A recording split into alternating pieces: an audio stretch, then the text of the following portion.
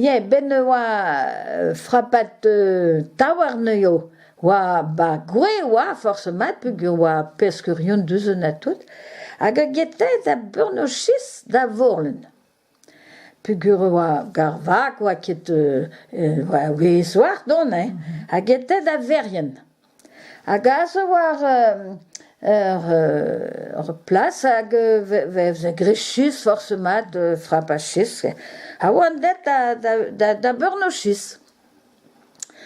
Hag hedam ben ve purnechis, ve taouet frappa barkeno da vel, peus a vo purne da tout, Hag ben, mantor zoan betronde, ket me ben oa digwe nous, oan wet an tamek, tamek meo mantor zan tia, Me bon, ben oa digwe neur da vont diger, da vont da verien nan do, da borbag, ben oa wet ba c'hourt, mochen a zo oa citrouille.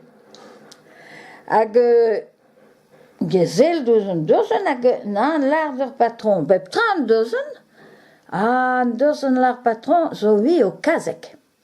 Hui o kazek. Me hui rafe nan deo, ar hui kazek. Lar ur patron, beus fondare nan dor, nan braz a tout.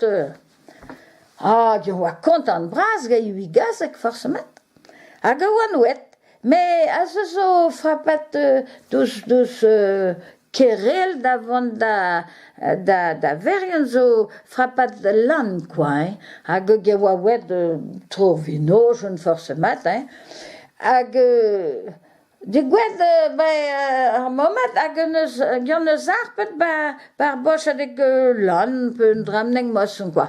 Me me gant zo kwet. Hag i hui gazek zo e kwet. Me gant zo wet bar lan, no, achete a zo a rat, hag forcément, ima ket chom da zine, gizo e kuit. Me gant eus gwell ni, hag gant ope. Ers ma eubel, la regant, ers ma eubel.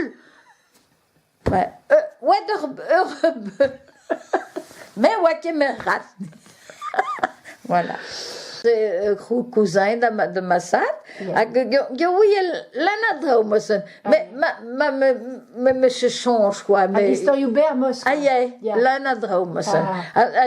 Nej, så change mossen. Bah ma femme quoi. Mais me change ben vezen bar park mossen ta simolo doa un peu à ou le. Ah ben gonten ni brat fraugener. Mossen quoi.